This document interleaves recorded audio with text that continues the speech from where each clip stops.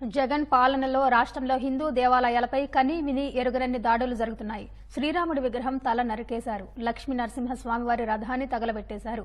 దుర్గమ్మ వెండి రథంలోని సింహాలను మాయం చేశారు. ప్రసన్న వెంకటేశ్వర స్వామి రథానికి నిప్పంటించేశారు. సీతమ్మ తల్లి విగ్రహ విధ్వంసానికి తెగబడ్డారు. గోవిందరాజుల స్వామివారి ఆలయంలో దోపిడీకి యత్నించారు. పదుల సంఖ్యలో ఆలయాల్ని తవ్వేశారు.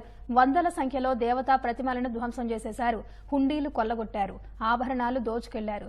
తాజాగా అమరేశ్వర ఆలయంలో హుండీ పగలగొట్టి నగదు దోచుకెళ్లారు. ఇలా ఒకటా రెండా దేవాలయాలపై దుశ్చర్యలకు అంతే లేకుండా పోతుంది. కానీ జగన్ ప్రభుత్వం మాత్రం ఎలాంటి చర్యలు తీసుకోకుండా చూసి చూడనట్లు వదిలేస్తోంది.